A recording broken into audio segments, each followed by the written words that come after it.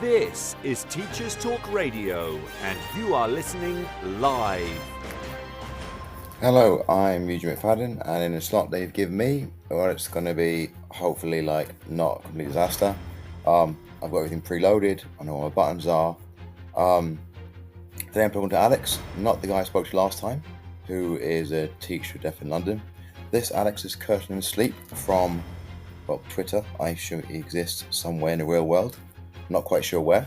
I'm going to be discussing, creative writing. This is Teachers Talk Radio, and you are listening live. Tune in live at ttradio.org, or to join in the conversation, download the Podbean app and search Teachers Talk Radio. Follow the hashtag TTRadio. Tune in, talk it out with Teachers Talk Radio. Is that over? That's over. Excellent. Alex has joined me in the studio. I can see he's logged in. Hopefully he can hear me. He's now going to... Oh, look, I'm going to press the invite button. Alex, I'm speaking now. Alex, are you there? Yeah, seamless. Oh my God. This is like absolute, like, this has never been this seamless. This is clearly good luck. Well, I think it's a testament to my professionalism, I suppose. I can see that. I don't know. I get very lucky, and then I take credit for my luck and act like it was the plan all along. How are you, Eugene? You well? I am good. How are you? Well, I'm okay. It's hot day. Yeah, it's not bad. I've managed to pull my strain my calf muscle. I'm trying to train for a half marathon. It's not going well because my legs stopped working. So I'm disgruntled about that. But apart from that, yeah, I'm pretty good actually. Pretty good. Oh, good, excellent. My not putting you like training in the shade, but my head teacher today is doing a 100-kilometer endurance race. Ludicrous. I know. I was like, he's explained it to me a few times. I'm just like, that's mental. Why are you doing that to yourself? Yeah, I've got a mate who does things like that to himself, and I'm convinced he's either completely in love with himself or hates himself, and I can't work out. It's one of the two. Maybe you go around in a circle where your self-loathing becomes such that your self-loathing becomes narcissism. I don't know. Maybe you have to be a narcissist to care about yourself enough to hate yourself. I don't know. That's a philosophical conundrum, I suppose, we could pick at for a long time. Oh, that'd be a good one. I mean, yeah. That's quite a good one. I mean, I know you through Twitter and creative writing and stuff like that. And you're also neurologically different to most people. I'd say so. Yeah, I think so. I mean, it's one of those things. Yeah, it's one of those things that I'm sort of figuring out in real time. And for me, Twitter, I flit on and off Twitter. I've been back on it a bit now. I find for me, Twitter is an external. It's about thinking in public. Is the phrase I use. Yeah. So I write really. I don't really know what I think until I punt it out there for people to, have at like a bulldog with a stake.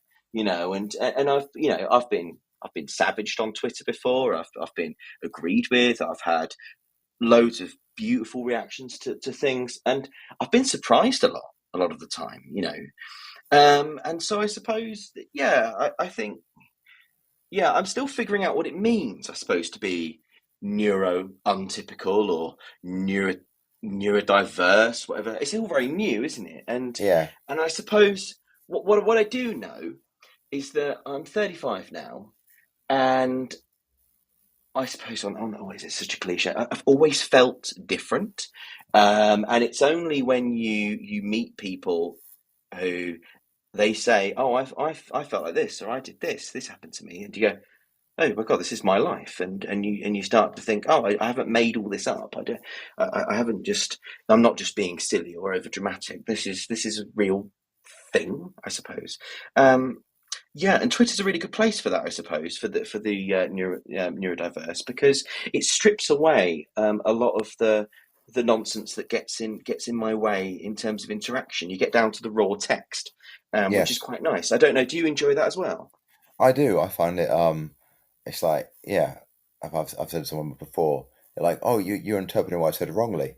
You're not listening to me." And I'm like, "No, I'm listening to what you're saying. You're saying is this. If there's an additional meaning that you're trying to give me for your face, that's not going to work." So yeah, Yeah, Twitter's faces are funny, helpful. aren't they? I like looking at them, faces. I like watching what they do. They sort of flap around like sort of flesh cupboards. Yes, And I like that. That's a good analogy. yeah, like a flesh cupboard, except there's never anything good in there, is there?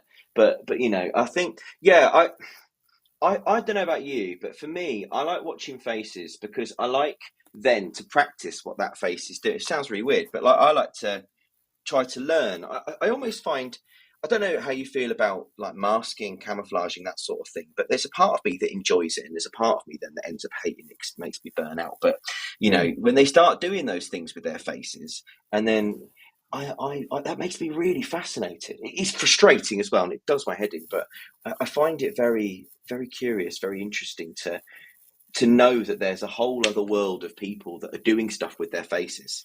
And I won't ever fully be a part of that world. Do you do you have like a resting face that doesn't emote much unless you think about it? I don't know really. See, my issue perhaps is the opposite maybe to that, because I'm getting the impression that that's you, right? Your kind of resting face looks. Yeah, you see, I don't stop moving. I get the impression from you. Correct me if I'm wrong, but you're somebody who seems very still. Somebody, you know what I mean? Yeah. Well, my I face get is that. very still. Everything else, Yeah. my fingers generally Oh, I move never from there. stop bloody moving, and this is the Yeah. thing with me. So right now, for example, I'm sitting down, but I'm all over the place. I'm moving around. I think it's the ADHD, I suppose. And so as a result, my face is always moving. I'm not always. I'm often not aware of what it's doing, and often the thing that freaks me out, say if someone's videoed me. Watching myself back, I think, what the hell is that doing? What's that face doing? I don't remember doing that with my face. So for me, I suppose it's the opposite, but also the same. It's kind of my own face feels alien to me. I can't even read my own face when I see it back, if that makes sense. It just sort of just goes. There's that. I've been reading about monotropism recently. That kind of hyper focus. Yeah. Quote special interest. I hate that phrase. Special interest. Oh, Yeah. oh, you like trains? It's like you're five. Yes. Yeah. That infantilizing. Monotropism. Yeah, exactly. And I just think when I get into that, I don't know what my body's doing, but it's enjoying itself. Yes. But I don't know. I just become a brain, and I'm seeing, and it's very exciting. And then of course you've got to join the real world, which is terrible. Oh, real world's boring. It's boring, isn't it? I find when I'm actually hyperfixated, I forget that I exist. I just got I figure that like my I'm with you on that. I'm just doing the thing that I'm doing, and the thing is all consuming. Yeah. And it's like, oh, it's like 4 hours later, and I need a wee, and I'm hungry. Yeah, I know. It's really, really strange, isn't it? And then I don't know about you, but sometimes it's awful when you can't get into that because there's so much else going on, and you know that you just need some time with your own brain, and you know what would make you happy is going off and fixating on something, in that way that only you can, and you can't because the stuff you've got to do, and you end up hating that stuff and hating that you can't do it, and it all becomes a giant mess, really, doesn't it? Yeah, I mean, if I have basically got two attention settings, which is I'm doing this thing intensely, or I'm doing several things half-heartedly. Yeah, exactly. There's no that's my binary. That's it. Yeah. That's it for me, really. It's I'm an on and off switch, basically. I'm binary code. Yeah. I think for me, but the problem with that for me is, and I don't know, I get the impression you combat this a lot with exercise, which I try to do, but I always overdo it and I hurt myself. I find that I go in these kind of stages of like boom and bust. So I will not be able to focus and get really stressed out about that. And then I'll get to a point where I will hyper focus. I do this with deadlines as well, but I will wear myself out. And then, it's you constantly going, I'm behind, and then you sprint to catch up, and then you fall behind. And I do not know how to get out of that pattern. That's something that I find really stressful, because I would say every couple of months, I just somewhere between burnout and meltdown. Tuesday was a case in point. It wasn't one particular thing, but I tweeted the other day, how I just had a rotten series of days, and I could feel it coming like a storm. you know. And I just, the Tuesday morning, I was physically shaking. One of my things when I'm close to burnout or meltdown is my hands, just my right hand just shakes uncontrollably. I can't grip anything, and then my forearm goes, and then it goes at my shoulder, and I just start, and then my whole body just starts tensing, tightening, and that's what was happening. And then my voice goes, and I start stuttering, and then I will just lock, and I will just get caught on a word, and I keep saying it, and it infuriates me, and I can feel the walls kind of closing in, and I think I haven't got long. I won't be able to speak in.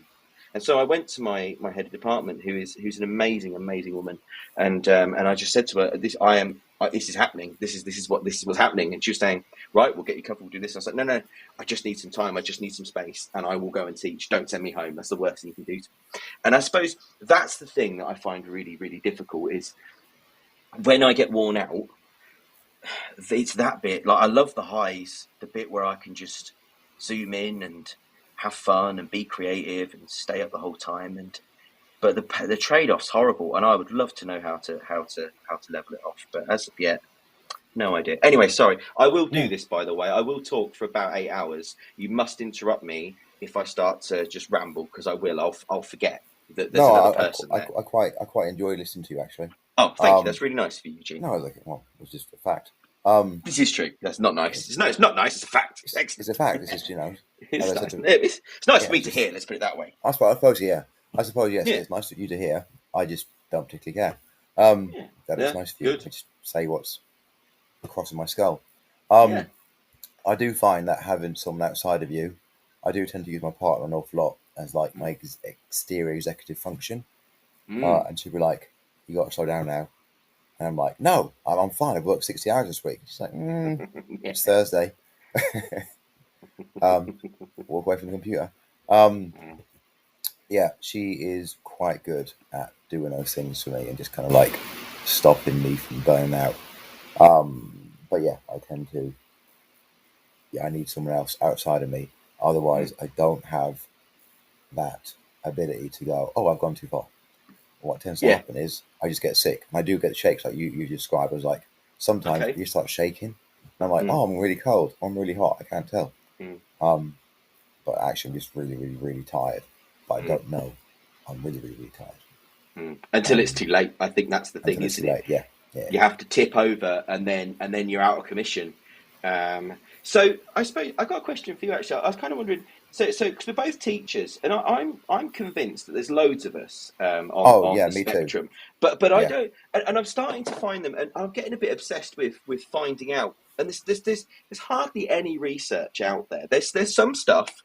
And increasingly, why I was really happy to come on your show is because I'm hoping that this will maybe continue to open doors for people, a network of neurodiverse teachers. But I suppose what I wanted to know is like, what's life like for you as a neurologically untypical teacher? Like, do you think it makes you a better teacher? I mean, that may be stupid. What's it like for you? I'd love to hear what it's like from another teacher's perspective. I find it actually, I think it helps me, mostly because I think a lot of the thing, the first time I started teaching, I actually failed my PGCE. I got completely burnt out. My first actual proper experience of complete burnout for assorted reasons. Partly one of them was probably the year before I did a 2 years master's in 1 year whilst working full time. Which when I say that out loud, now it's like, what was I doing? And then I went into like teaching and my PGCE, like la. Totally burnt out, just a wreck completely. But such is the way of things. So completely crashed, and I just became a youth worker and started working at SEMH schools, or EPD as we were back then.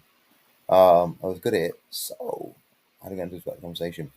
This bit of the conversation is because a lot of the things that people struggle with, like confrontation, I just don't really care about. So I will have those awful conversations, and they're kind of like, I'm also, one of my monotropisms of like the 4 I have is being a really good teacher. So I've like been through phases of like, I relax by going, ooh, let me learn about teaching. Yeah. It's possibly sad, but possibly not. I don't think it is. I think it's it's joyful. I kind of I can't remember who it was. I retweeted something, quote tweeted something with the phrase "Your monotropism is your joy," and I think it's. Yes, I saw that. I don't think it, but that's why we hate special interests, right? Because it's almost like it's that's like guilty pleasure, isn't it? It's like the autistic version of guilty pleasure, which is just stupid. You either like it or you don't. I just the idea that your likes somehow need to be policed is utterly bizarre to me, and it speaks to just how stupid people can be. But yeah, that's okay. It's really interesting because I didn't fail mine, but I tell you what, it was bloody difficult, and the reason it was for me was an organisational thing. I took a lot of the instruction literally when I shouldn't have done, and by the end, my folder was nothing like what they wanted it to look like because I thought I'd understood what they were saying. Oh, the folder. I mean, my folder, to be fair, it wasn't really a folder. It was a load of paper in a bag, but it was just something else. And to be honest with you, I don't know how I got through the organisational parts of that or my NQT year. I just had good people. I've been really lucky. I've had good people around me, good people who seem to like me enough to want to help me with the stuff that I'm really annoying at, I suppose. I've had the same thing. I literally have people. I have like someone controlling my diary for me, and she's always like, "You're doing too much." I'm like, "Well, I've got to do these things," and someone else doing all the kind of like SE and admin in the background. Because to be a really good Senko, you need someone behind you finding things away for you. Because otherwise, it's just you lose so much time to like all the reports and the requests, referrals, everything else.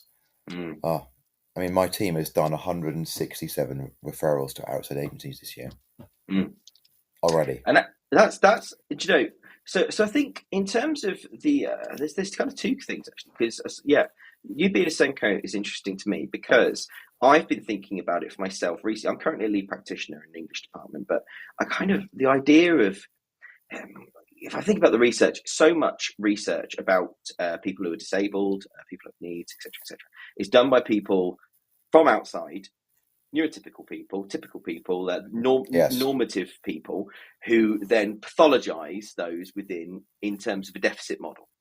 Yes. And I was just thinking, I wrote down something the other day. I wrote down a question, how many Senkos are Sen? And I thought, I bet it's not many, because how many psychiatrists, are themselves in need? How many of them are neurologically untypical? And I don't think it's the case. I think it's changing. The tide is changing. It's that nothing about us without us mantra of the disability community. But I think so I suppose, what am I trying to say? As my question to you is then, do you feel like your own, I'm not going to call them needs, your mind, do you think that really benefits you as a Senko? And do you think that a good Senko should have, or do you think it would be beneficial for a Senko to have their own needs? That's a very good question. I think, yes, my own mind does benefit me. If nothing else, in the fact that last Friday I sat down and wrote 3 EHCP assessment applications, in a burst of like, got to do this. But also my ability to like look around a room and go, that kid's autistic, that kid's not, in a kind of like just that autism radar, whatever you call it. It's just, and I think, I don't think there's enough like done around that awareness of like, you can see someone and go, you're actually really stressed out. I can tell you're really stressed out. No one else around you recognizes that, but I do, and I don't know why I do. Apart from, I was probably like you when I was your age. But that autism radar definitely helps. Yes, I'm with you on that completely. And I found, and this is borne out in some of the literature I've read as well, is that the relationships that autistic staff have with their students is universally, from what I've seen so far, reported as positive. The thing that doesn't work is adults. And that's there's something there that's really important and really scary, I think. And I suppose what I'm trying to figure out now is, what do we do about that? How do you get people to realize, to think in a way that's not normative? I think I don't know how it's. Do you know? I think one of the problems is that people think they've got to understand things before they accept them. This is one of the problems of race, I think, right? And I think that, he says, as a white guy, I'm just going to solve race for everybody.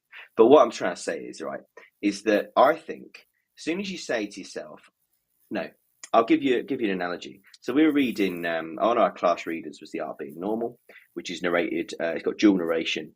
Both of the narrators are transgender. And reading it, and you can see some of the kids, you can see they're uncomfortable or something. They're just not quite right. You see them occasionally whisper to each other. And then one kid eventually bites the bullet, puts the hand up, and they just go, so hang on. So this girl is a boy. And I was like, well, yeah. And they were born in the wrong body. And I was like, yeah. And he said, how does that even work? It doesn't make any sense. Like, he says, I don't get it. I just don't get it. It doesn't make any sense. And I said, well, do you understand how your dad's car works? And he went, yeah, we put petrol. He goes, I said, no.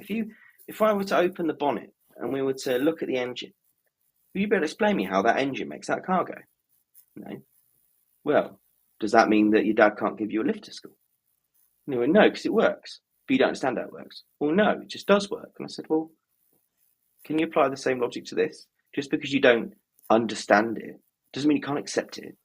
I said, is whether something true or not solely based on whether or not you understand it? Because if so, planes are going to fall out of the sky. And, but that's the thing. But that's, and I think that, because I used to think about this, I used to think, right, unless I understand something, I don't have to accept it. Actually, no, I think we do.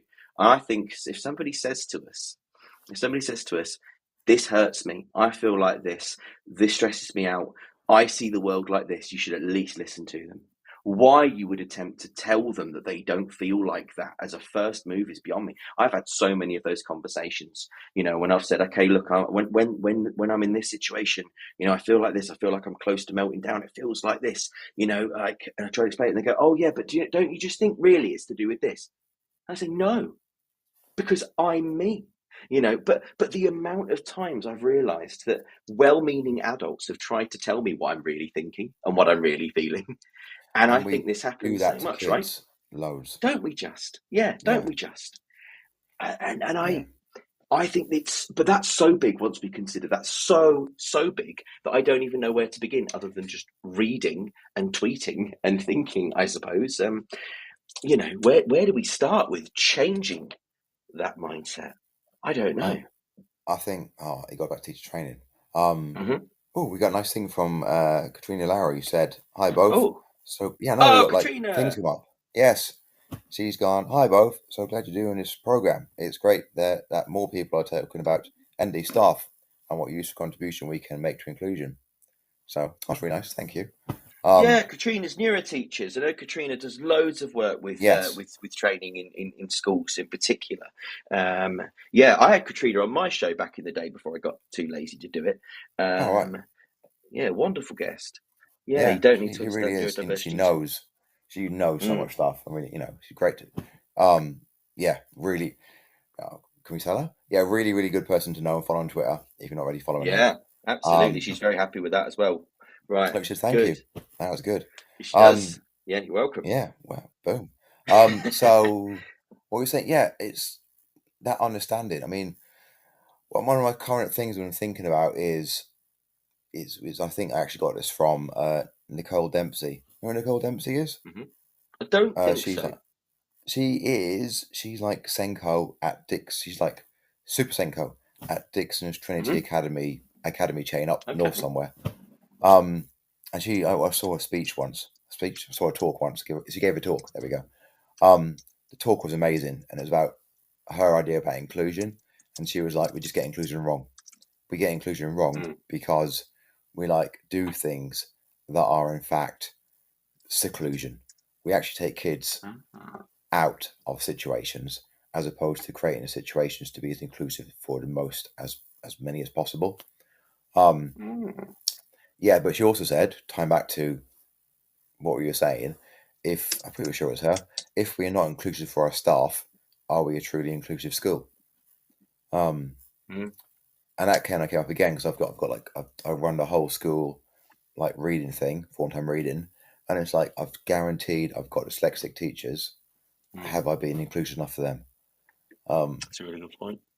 And I just didn't think about that because no one came to me to say I want to struggle with this book. No one came to me to do that, and I'm thinking I should have put more thought into this. Yeah, absolutely. It's the fear, isn't it?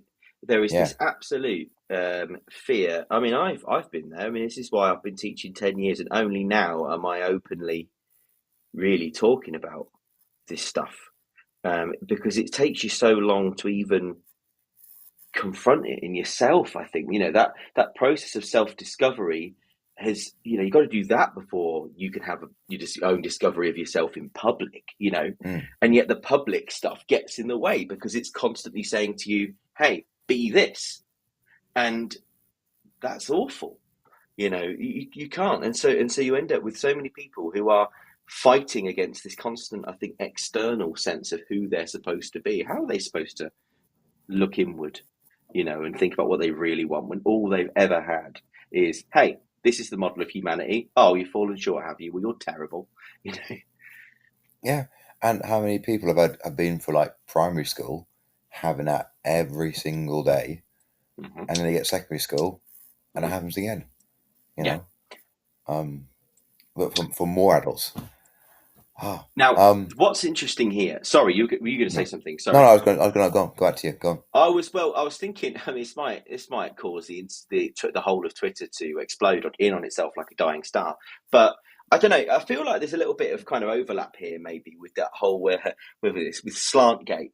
Yes. Because I kind of got involved with that, and see, I didn't care whether Phil was rude or whatever, really. Because I thought the ideas that were coming up and what they could help us discuss about minoritized presences in the classroom were way more interesting. But everyone just got cross about rudeness and lack of eye contact. And I thought, well, I think we're having the wrong conversation here because what that made me think about, that whole to-do, was just how much store is set by conforming to rigid patterns of embodiment and behaviour. Yes. And how important that is, I think, because to what we call the trad model of teaching, and it's reared its head again, hasn't it, with the teacher tap thing that came up. I can't be bothered with any of it, but I just think what we're missing here, though, is a nuanced conversation about bodies in a room.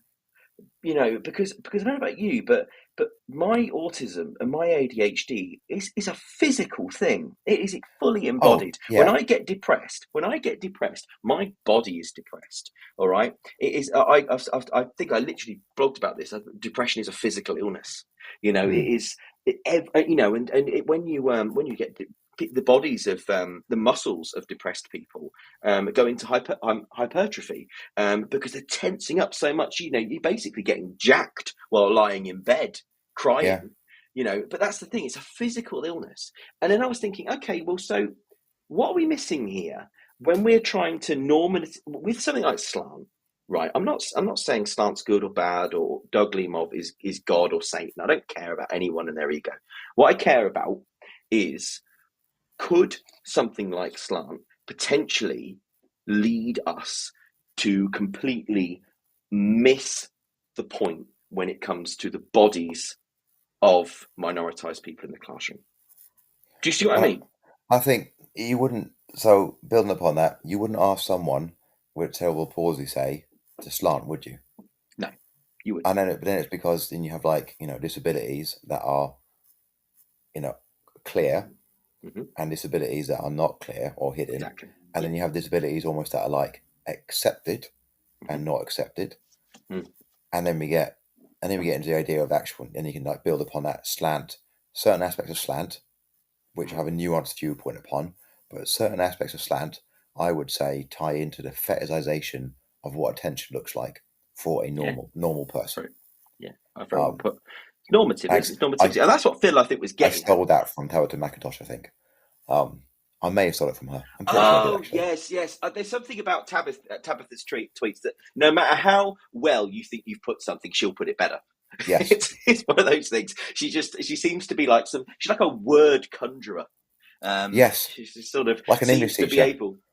Yeah, well, quite. I mean, I'm an English teacher, and I tremble at her feet, quite frankly. I think it's in terms of her ability to just really cut to the heart of things. It's incredible. Well, she's got an incisive intellect, whereas I have a very blunt force intellect. Both very useful in different situations. But exactly. the things that'll my tweet earlier on, I was really proud of. Sometimes sharp intellect is too sharp, I won't get for the thing. Blunt force intellect, it'll just run it over. Screw it. Yeah, exactly. You wouldn't try to, if you were a police officer, you wouldn't use a scimitar as a battering ram, would you? No, you wouldn't.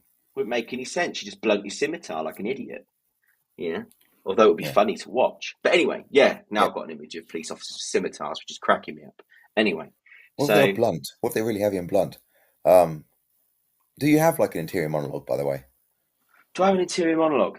I don't know, really, because the problem I've got is that I have an exterior monologue. So I don't know. I think I probably do. I do. I suppose I wouldn't call it that, though. I'd more call it like, I don't know. I have this... It's like, basically, I've walked into a room and there's like 80 radios on. Yeah. Like it's more like that. It's not so much a monologue as a kind of a multilogue.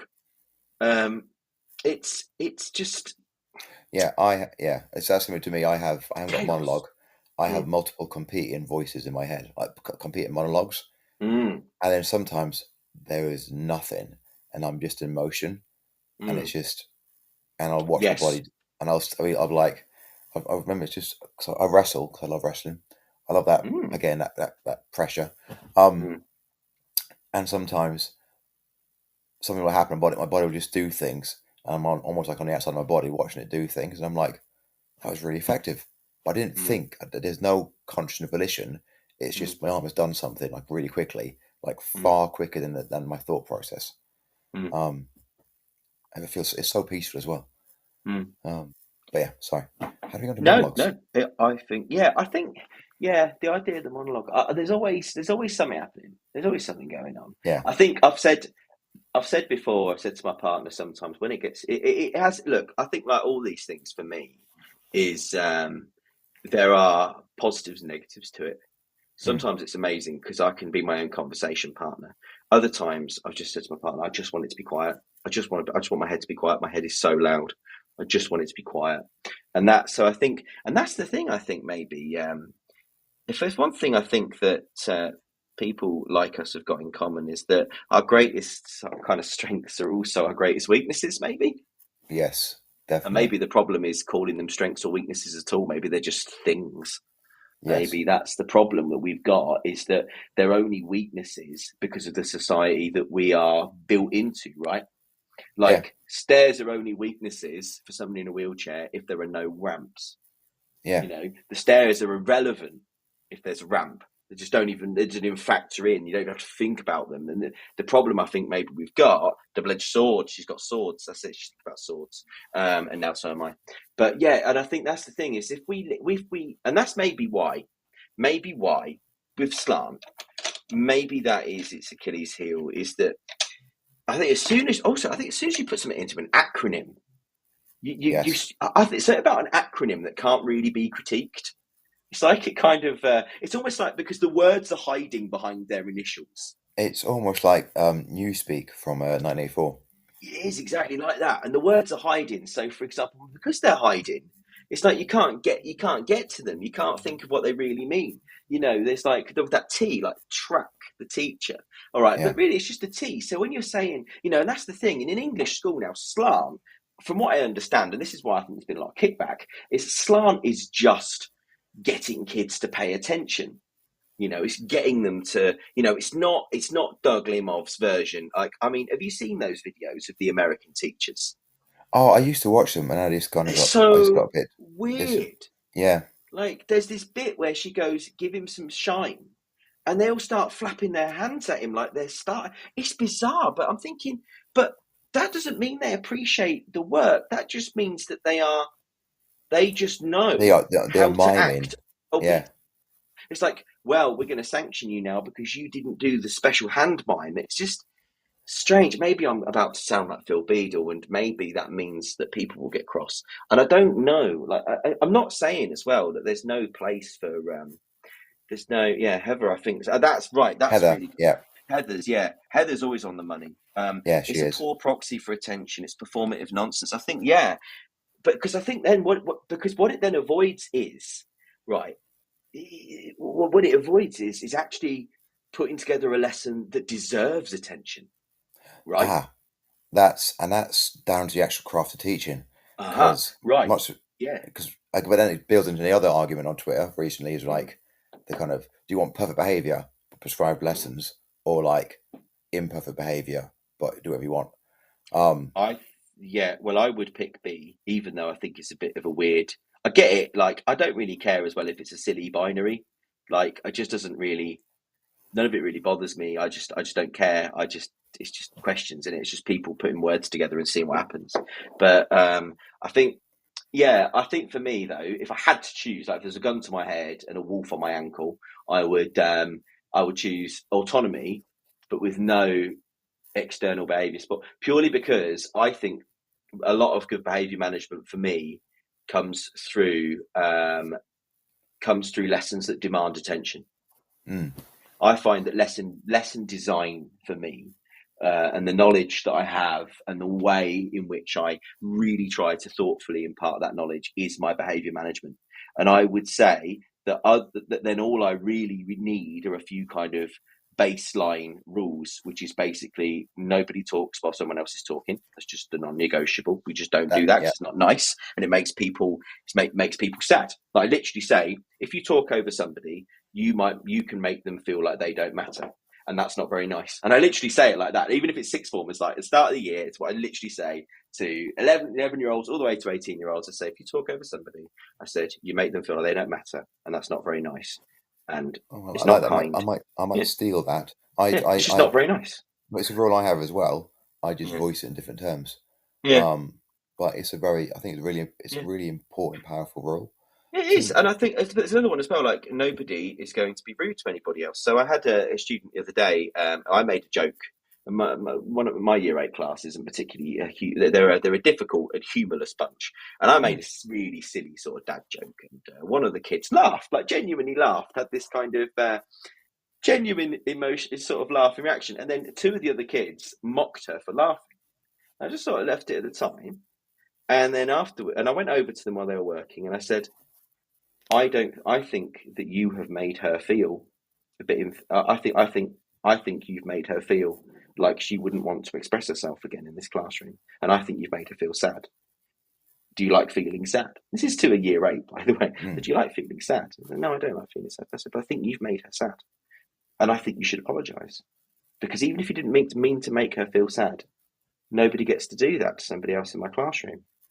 And I found that actually I talk about things like, instead of having this kind of ritualized slant thing, what's really worked for me is saying something like say if a kid tells another kid to shut up, I say, that's not a nice thing to say. I want you to say something nice to them. It sounds really, really infantilized. I don't say it in a patronizing way either. I just say, we're nice to each other in here. Just be nice to each other. Just be kind to each other. I would argue that's actually an aspect of relationships, not your engagement at the lesson. Because I would argue, my behavior management style is very much like, it's the relationship I have with the kids, which I work hard for in lots of different ways. And a part of that relationship is very much the firm of, like, quote unquote, don't piss me off, kids. But also, I'm 100% behind you, and I will drag you to success if I have to. And whether my lessons are engaging or not, my lessons are engaging. That's from force of personality and knowing what I'm teaching. But having said that, I would have chosen A on the options. Why is that? Having worked in schools with B, and B in the words of, I thought it was Asbo, but no, he got it from David Didow. No, he got it from Tom Bennett. No, he got it from Miss Snuffy. It's just this recursion thing. I've been at the wall in a failed state where you are. Oh yeah. The kids come to your room and they are safe because you can do behaviour, and because you are confident and in control, everyone feels less stressed and everyone feels safe, and that kind of that cycle. Because teaching is a feedback loop. I can, because of how I process things, I can overtly see that it is a feedback loop, which I don't think other people get sometimes. But yeah, having been that person who has been a warlord in a failed state, I would rather have not to deal with that ever again. But then I've been at the extreme. But having said that, I cannot use someone else's PowerPoint. Neither can I. No, I just absolutely. can't. It's just oh my god! It's just they put so much stuff on it. Oh, and the picture's in the wrong place. All these words. I don't need words on all these PowerPoint. words. I mean, you don't even need a PowerPoint a lot of the time. You mostly need PowerPoint if there's static information that needs relaying. But I think it gets misused, because I think it gets used as a way for the teacher. It shouldn't be for the teacher. You shouldn't be using presentation software because you can't remember what you need to teach. No. It shouldn't be, because then you just end up reading, and that's awful. And it finds its way into inset days as well. It's like, I've made a PowerPoint because I can't remember what my notes are supposed to be. It's like, your PowerPoint is not your notes. That's not what it's for. Please don't do this to me. I think it's interesting, that binary though between A, to go back to about binary between A and B. I mean, I think that it is contingent on experience, and the thing is though is that I'd be willing to change my mind, but I work in a school at the moment where I don't get a huge amount of autonomy, but I like the autonomy that I have, and it's kind of worked pretty well for me. But I do think though that if you're in a school that really tries to train its teachers to be engaging, you can teach it. I learned to be engaging by obsessively watching stand-up comedians and actors. Oh yeah, and seeing, you know what I mean? Me too. Yes, exactly right. So exactly I just think you can train, right? I'm not saying you can teach somebody to have a personality, but you kind of can, because you can most of my teaching persona is imitation. I've just imitated people who managed to hold the attention of people against all the odds, right? So I think it's actually a failure. I think it's a failure of imagination a lot of the time. Like, if teacher training was better, right, and if it actually taught you how to properly, carry yourself, properly carry yourself, properly talk to people, I just think maybe the training's wrong. I think, you know what I mean? Now, is that I totally agree. Most of my teaching style is things I've stolen from other more successful teachers than me, and then absorbed, redeveloped it, and kind of merged it together. Now, the question becomes, are you aware? So you're aware that you've done that. Mm-hmm. Are other teachers aware? So other people, do they get the fact that they can work on being engaging, and then do they get sometimes people perhaps don't like the idea that they have to work upon a thing because it damages their ego. Yeah. Especially when it comes to like, you need to be more engaging, and it's like, oh, you're saying I'm a bad person. Like, no, it's a skill. But because some, and I'm going to go and be kind of like blanket statement here, some neurotypical people, many I have met in my experience, you critique an aspect of their skill set and they take it as a personal attack upon their personality. And I don't know how much that is. I don't really have an ego in what seems to be a traditional sense. And that could just be me, or it could be my autism. I'm not sure. Do you have an ego? Do you have an ego in a traditional sense? Big question. I have an ego. I don't like have it rejected. Win. Yeah, I like to win, and I hate losing. Yeah. And I don't. I think I find rejection really hard.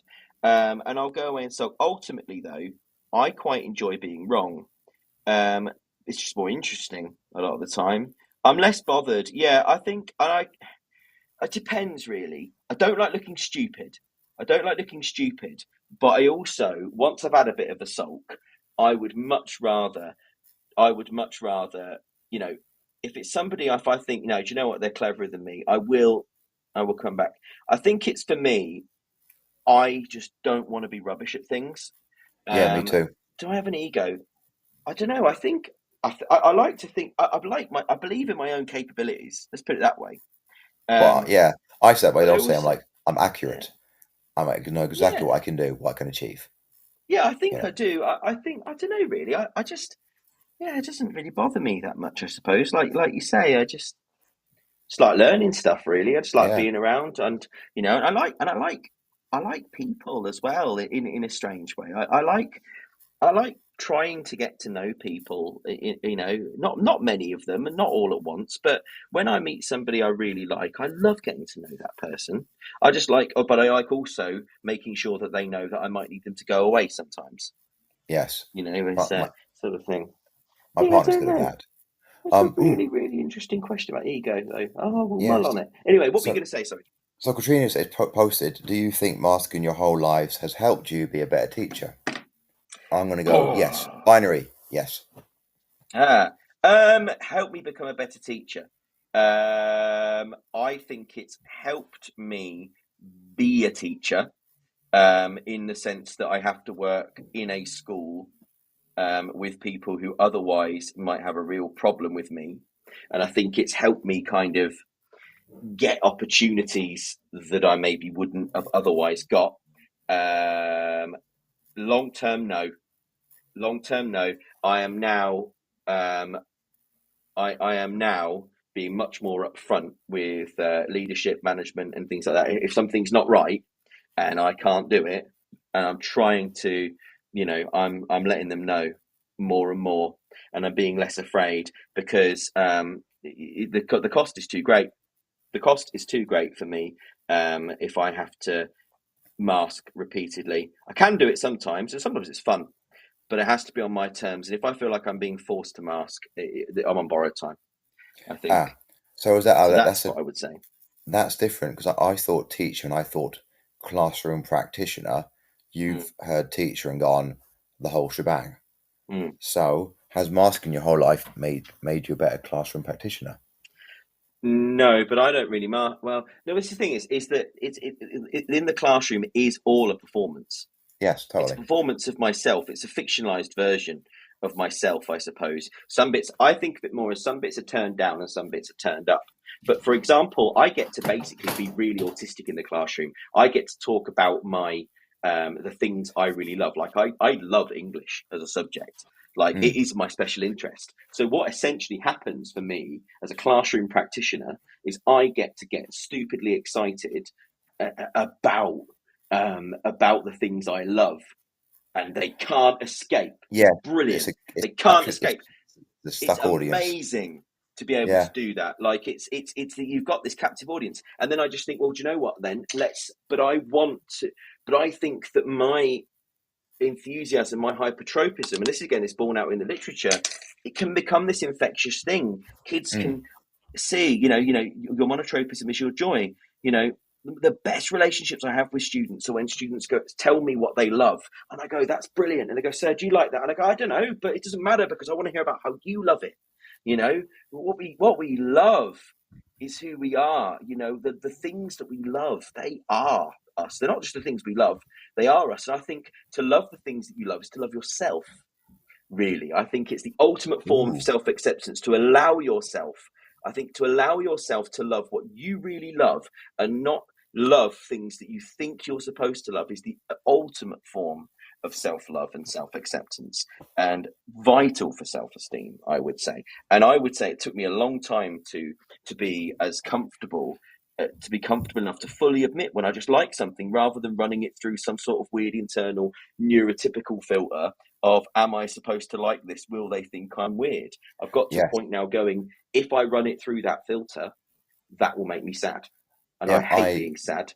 Right? I refer to it as my, you can get like emulators for like NES emulators for your PC. Yes. It's like neurotypical emulator. It's like I just run through that. That's so good. It's like, that's so well put. I'm stealing that. That's really good. Love it. But it's like I went through 2 years of liking Gary's music, quote marks, liking Gary's music, because all my friends did. Therefore, I had to do that. I've now got a little bit of luck. It's stuck in my head. Oh no. Anyway, So, oh God, we've completely gone off tangent, which was slant, wasn't it? It's okay. Yeah. To be fair, these conversations generally do. I haven't done a news yet. Yeah, I haven't done a news yet either. Oh, let's just presume that the educational climate is roughly the same messy ball of sweaty anger that it always is. Yeah, and let's just not do the news. That's the news, everybody. You don't need any more news. Oh, and things happen on Twitter, and everyone's arguing about sats, I think. Oh, okay, yeah. People are cross about things, but what they should really do is go outside and enjoy things they actually enjoy. That's what the people should do. They should stop being cross. Angry. Some people enjoy it. To be fair, some people are professionally angry. Yes. Like, when did that become like something you could put on your CV? It's like, oh, what do you do for a living? Oh, I get cross on the internet. Why? Oh, I don't know. I'm bored. Got blue tick, man. It's got a blue tick. Got blue tick. Exactly. Whatever that means. Doesn't mean anything anymore. It means that people like to spend money on things that don't exist. Yeah, a lot of people spend money on things that don't exist. It's crazy. Yeah. Oh God. So back to slant though, which doesn't exist. Slant. All right. Yeah, slant doesn't exist. Doug Limov doesn't exist. I'm convinced. Doug Limov doesn't exist. I don't think he's got a torso. I've only ever seen his head. I don't think he's got a torso. I'm convinced. I'm going to put it out there now. Okay, I think this is going to go down as the most controversial Teach Talk Radio in history. Oh, that's fantastic. More controversial than like the last one where Phil Beard was rude to. Yeah. Oh my God! What are we going to do? What are we going to do, Eugene? Because I'm down whatever it is. We go down together. Yeah, totally. I think we need to go for so slant isn't real. It's probably actually a bit harmful to some people. Maybe it's okay for other kids. I don't know. It's too nuanced to be discussed on Twitter. And if Doug Lemov didn't exist, the world would have to make him up, and maybe the world did. Well, yeah, I think so. I think the thing with Doug Lemov is do you know the thing that disappointed me with Doug Lemov is when because after the whole thing with the Phil thing, like he put out a series of blogs. And he put out a series of blogs basically very sarcastically. I mean, sarcasm and nuance is not the man's strong point, it would appear from reading his writing. It was just, oh my goodness, it was not subtle at all. It was about as subtle as a cricket bat to the eye. But what got me about that is I read a bit of one of them, partly because, it's like, passing a crashed car. You think, oh, have a look at that.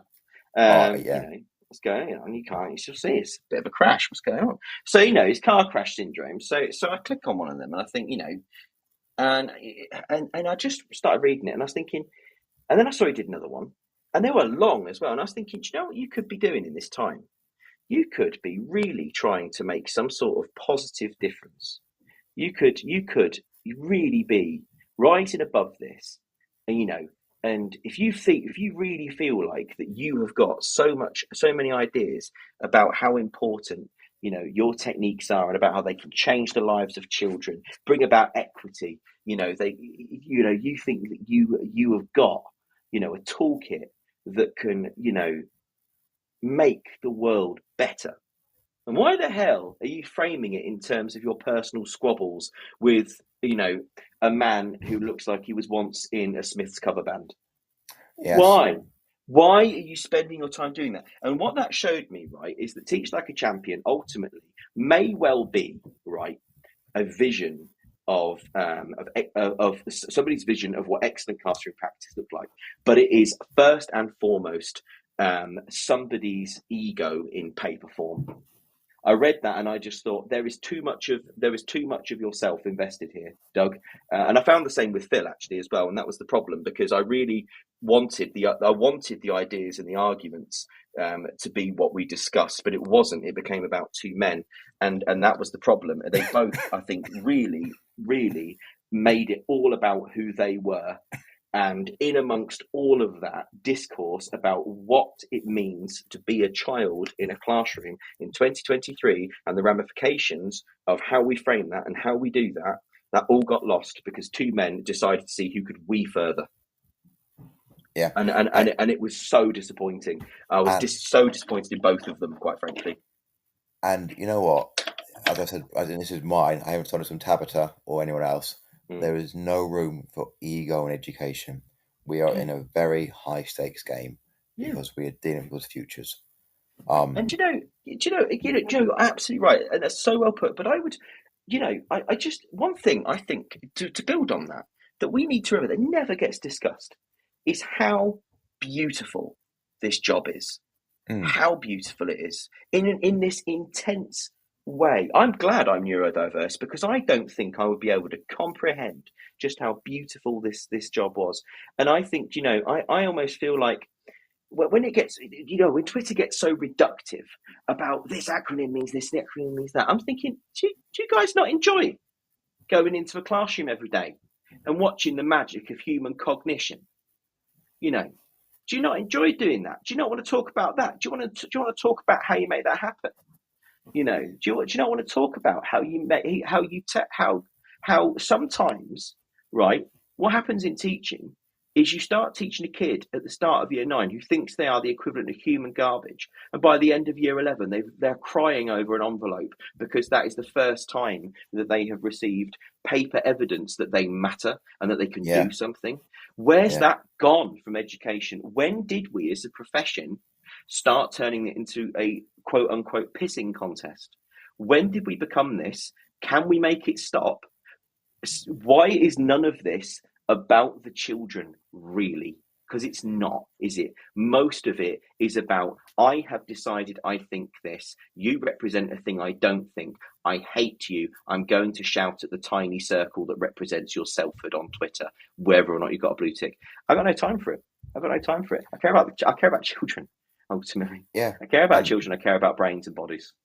And I care. I mean, and I care about doing the best for the clientele. I hate that word, used ironically, but it's about doing the best. The stakeholders, I think. The stakeholders. Oh my God! The stakeholders. Oh, it's the kids. Yeah. It's the kids. It's the kids. But it's about doing the best you can for the clientele in front of you. And I think there's so much wrong in education now. I could have like an hour just going, and that's wrong, and that's wrong, and that's wrong. But I think it really boils down to a lack of soul in the Department for Education. I mean, it's just lost its way, and it's not doing what it needs to do. Yeah, agreed. It's not actually focusing upon the well-being of the majority, the well-being of the kids who are the future of this country. And we say lots and lots of reasons why, but ultimately, we've just having 15, 16 Secretary of State for Education in the course of a month probably didn't help. I don't even know who it is anymore. I think is it a lady? It's a lady. No, I got this one. It's a lady. Shall we call her Lady McLadison?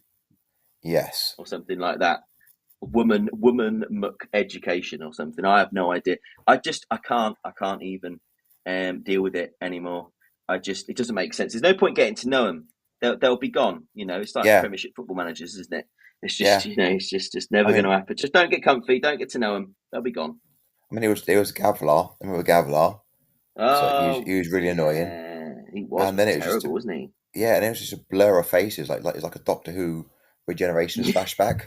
It's like another face, another face, another face, another face, another face. Yeah, and exactly. I'm just like, a woman of a name. Yeah. I think so. I think I will. I think for me, right, what I'm interested in now, therefore, is the neurodiverse perspectives, because I think the neurotypicals have failed us. I think a lot of neurotypicals have, and maybe I'm wrong here. They're just words though, and I'm just some guy. So if anybody gets upset, then I don't actually exist. I'm just a little circle face on Twitter. But and I reserve the right to change my mind. But I think the neurotypicals, to an extent, have failed us, and so I'm probably just going to ignore a lot of what neurotypicals tell me is right for all the children in my care, and I will do the best to find out what is best for them. I will try it in my own classroom as much as I can. If I go teach in another school, I'll probably change my mind again. Don't know, but if people start talking about their egos and quote tweeting and being mean, and then I got no time for them really. I just so it comes back to what you're saying about ego. Really, I want to I want to remind people, if anyone's listening, I don't even know who's listening. I've kind of started rambling, to be honest with you. I've gone into my own little world.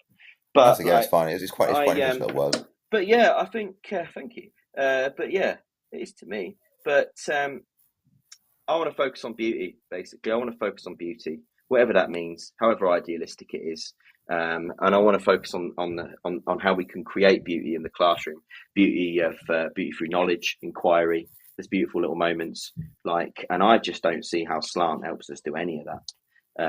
I don't see, yeah, some of it's useful. It's also bleeding obvious, but yeah, I don't know. You know what's really, really good at getting his attention? Yeah, is not slant, but he's kind of holding hands with me and clicking it, going, look at me, everyone, look at me. But that doesn't make you look cool. Yeah, it doesn't sound controlling like slant does. Yeah. I sometimes say I just say non sequiturs. So I'll just they'll come in and I'll go, right, pay attention, the classroom is haunted, or something like that, or something like that, or I'll just I don't know, I'll just say stuff really. Yeah, I'll just start the lesson and I'll go, right, okay, how's Macbeth similar to a cucumber? I bet you best wrong answers only. He's cool. Or yeah, he's cool like a cucumber. It's like, well, no, he's not after he kills Duncan. Aha, there we go. Right, today we're talking about Macbeth. All right, okay. I don't know. It's just, I don't know. Just be a person, man. I don't know. Just be a person. Why? At some point, we just forgot that, one of the things that is majorly engaging about, people is them being a person, and I don't know. In all their flaws. With all their flaws. Like the amount of times, I'll stop lessons and I go, right, what was it? What were we doing? What are we doing? What are we talking about? And the kids know that that's just the way I am. I'll say, right, okay, I said, what are we doing? And I said, I can't do everything round here. Come on, what are we talking about? What are we doing? What did we do last lesson? Jim, tell me what we're doing last lesson. Oh, we're doing this, sir. Were we? Yes, sir. And you were supposed to mark our books. Was I? Yes, sir. You wrote it down. Did I? Where is it? You wrote it down and put it in your drawer. So I did. Well done. So he's just be a person.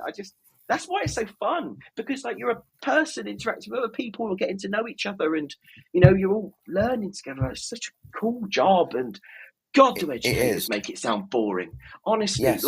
It seems to be people want to make this job sound so tedious.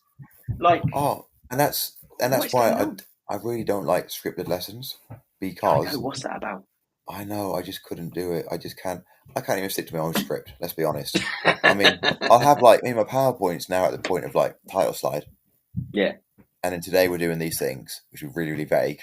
And it'd be taking apart a poem. I might even name a flipping poem, reading, because we always read at the start of lessons. And I mean, in many ways, the kids know the first 10 minutes can be them reading and me going, oh, the computer's not working. Oh, what's my password? Yeah. And they read in silence and I get on with it and occasionally just talk to them. And then, that bit's prescriptive, but anything can happen after that, I managed to get through the entirety of London in depth, even including the Enclosure Act and Parliament and everything else, like the poem London, yesterday, period 4 on a Friday with my year 9s. And it was basically we got through 2 lessons of stuff in one lesson at speed. I'm not quite sure how that happened, but they seem to enjoy it. And now it's just but then a lot of my work, a lot of my teaching now is actually through a visualizer. Never mind. Yeah, I love a visualizer and a ball pen as well. I just like to mix it up, to be honest with you. I find that, and I like restrictions as well. One thing I've really been thinking about recently is that limitations breed creativity. And I'll have to go in a sec, but I started my year 13 lesson. Right. And I think this kind of ties things together actually really nicely. It's the restrictions that I have. I can let them be strengths or weaknesses. Right. And I think, so I showed my year 13, started the lesson, and I showed them a video with Nirvana's Unplugged in New York. And it's the last song. It's Where Did You Sleep Last Night? And Kurt Cobain is limited in every respect. He's got scoliosis, so he can't sit up straight. His guitar's slightly out of tune, and it's badly mixed. His voice sounds like it's made of cigarettes. He can't sing in tune, and he howls like somebody stabbed him in the toe. And I said to them afterwards, I said, but listen, I said, everything about that man, everything about that performance was him pushing right up against his limitations, and it was beautiful. I said, You listen to Mariah Carey, and it's not beautiful, even though it is, because it's not hard. There's no challenge. It's not beautiful. It's a technical exercise. I said beauty comes from pushing up against your limitations and finding ways around. That's what beauty comes from. I said that's why sonnets are often more beautiful than free verse, rambly poems. Turns out you give people you give an artist total freedom, and they'll make what a toddler can make. You give them restrictions, and that focuses you somehow. And we did a lesson where I said basically, like, you getting given an exam question, you're going to open the text, but you're only allowed to use what's on those 2 pages that you've opened to plan an entire essay. You can't use anything else. And they all said to me afterwards, I came up with ideas I never would have come up with. I read this text in new ways because I was limited. And I think, and I'm going to write about this soon, I'm going to tweet about this soon, maybe blog about this soon, but I think if we can remember that limitations can be the most empowering things, and actually limitations can actually make us less limited a lot of the way. I think that can be one of the most powerful things. And I think that's where we need to go in the classroom. I think sometimes we need to allow ourselves to be limited. We need to admit that we don't have all the answers, but we can run with that anyway, because that's where beauty comes from. That's where progress comes from, I think. By the way, some of the things we've been talking about have been retweeted on Teachers Talk Radio. Oh dear. Oh yeah. So the one about the education secretary, 2 men who deciding who could wee further. That's me. I've been tagged into that. And then I don't think Doug Limov exists. I think he doesn't have a torso. I've only ever seen his head. But cowards at Teachers Talk Radio haven't atted Beadle and Doug. So I think I probably should actually. You do that. I'm going to leave you. I'm going to actually. I'm going to do it right now. Actually, I'm going to quote tweet is. I'm just going to put here. I am reaching out to at Doug Nohead Limov for comment. Open brackets urgent, close brackets. Do you exist? Are you real? Yeah, that's good. I think. Let's see. This tweet has been deleted. Oh, Who's deleted the tweet? Someone's deleted the tweet. Oh, okay. It's all getting very controversial. I think. Well, you see, the thing is, we said we were going to start a storm, didn't we? And darn it. You're meant to be here for 20 minutes. Sorry. Yeah, but I. Oh my God! I actually have to go out. Like I should have gone sorry. out. Sorry. No, it's not you. It's not you. It's big autism. Eugene. It is big autism. You're big autism, aren't you? Yes. We secretly sponsor the show, and we also sponsor unnamed teacher survey apps. Yeah. We're on it. Don't worry. I'm your henchman. Right. Look, it was so lovely to talk to you. It was good. I'm going to press the news. I'm going to leave you with Read Messi by Tim Harford. Beautiful. All right. He does that thing about limitation in that book. Oh, right. Nice. It's what it's all about, actually. It's really good. Right. Brilliant. Yeah. So yeah, I'll send it to you. Thank you so much. I'm going to press the news. Which is also very late. Whoops. It's fine. It's fine. People will be fine with it. It's cool. All right. See you later. Thank you so much. Take care. Cheers. Bye. Bye. Our clinically approved, ready-to-go wellbeing and mental health program will help your pupils thrive. In only 10 minutes a day, you'll be able to deliver social and emotional learning and wellbeing tools throughout your school. To find out more, visit us at www.happyconfident.com. This is Teachers Talk Radio, and this is Teachers Talk Radio News.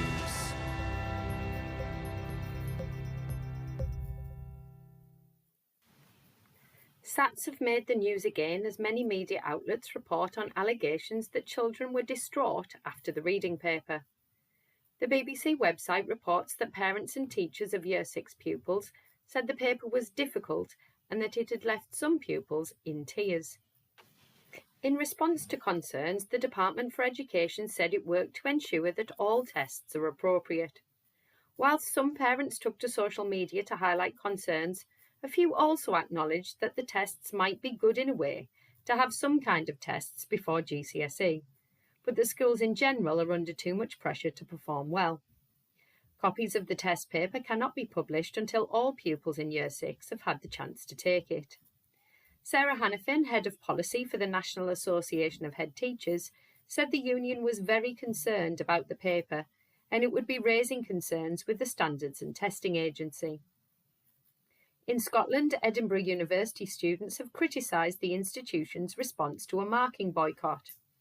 According to BBC News, students fear their work will not be read as the university plans to continue awarding degrees without necessary expertise to cope with the UK-wide industrial action. The marking boycott is part of the latest phase of industrial action by members of the University and College Union at 145 institutions across the UK. Union members are refusing to undertake marking duties and assessment-related work.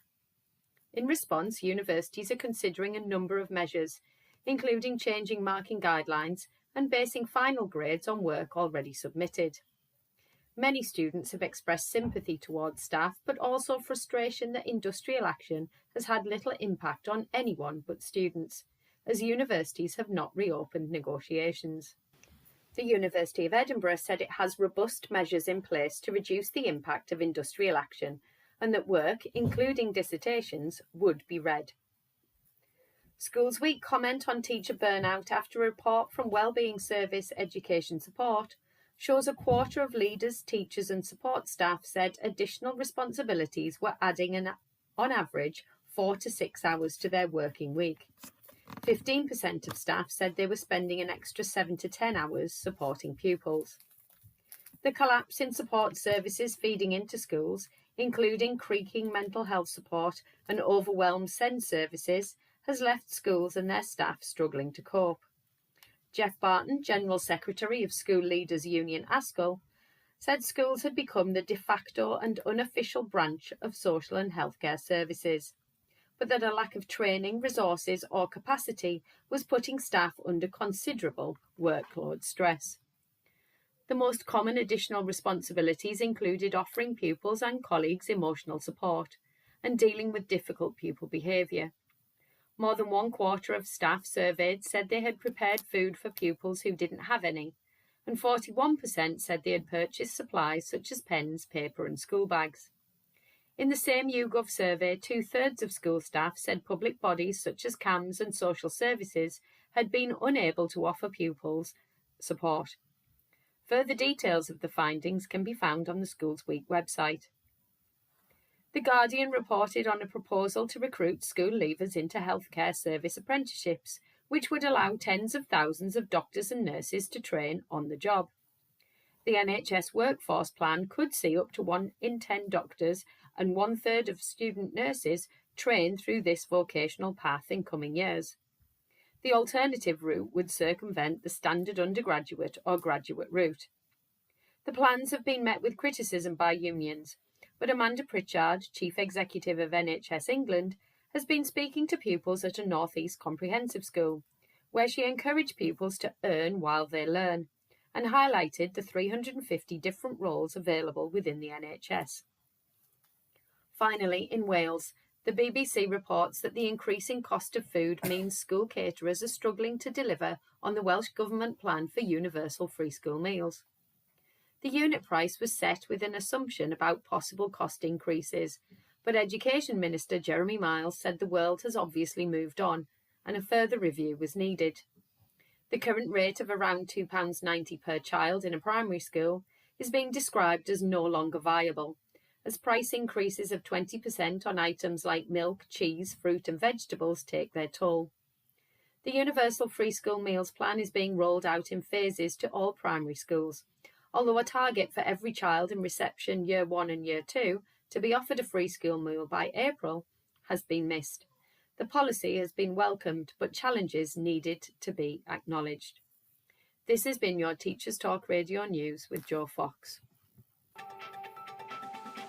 This is 2 Minute Tech with Steve Woods, your tech briefing on Teachers Talk Radio. Hello, this week I've been searching for crazy technology. The tech I found ranges from rather funny to actually quite useful. Let's see if I can blow your mind. Everyone has probably used Google Translate at some point, even if it's just to translate a word into another language and back again to see if it changes. Well, the Google Pixel earbuds paired with the Pixel phone allow you to switch on conversation mode. Now what is being said to you in a foreign language is translated into your earbuds in real time. What you say is translated and projected via your phone. You do need an Android 6.0 or higher to do this, but this has potential to be a game changer for communicating not only when travelling, but in hospitality too. Next up is a quirkier invention, Smarty Pans. There aren't many things you can't connect to an app, and the frying pan is now joining the club. The Smarty Pan has a built-in scale to weigh your food as you add it to the pan, a handle that tells you when the pan is at temperature, and the app guides you through how to cook a meal you're preparing. Also, the nutritional content of your meal is calculated by the app. There's no advertised price for this pan yet, but keep your eyes peeled. It replaces a cookbook, reading the nutrition on a packet, and your kitchen scales, as long as you fry everything. My final crazy technology is the Hush Me. This is an invention for those concerned about being overheard by others when talking on their phone or other connected devices. It works by muffling your voice so others can't hear you, keeping private conversations private. Genius, I hear you say. I need one so I can work during my commute. Before you break out the credit card, it is a rather chunky device you wrap around your whole head. I'd describe it as a pair of large headphones that connect to a cup to cover your mouth. At just over £180 and making you look like Darth Vader, you may want to do a bit of research first. Do you know of any crazy tech? Do you own any? As always, why not get in touch at TT Radio Official? I'm Steve Woods, and that was 2 Minute Tech. 2 Minute Tech with Steve Woods, your tech briefing on Teachers Talk Radio.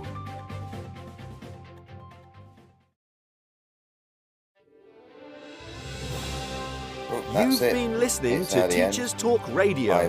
Tune in live and listen back at ttradio.org. We look forward to hearing from you next time on Teachers Talk Radio.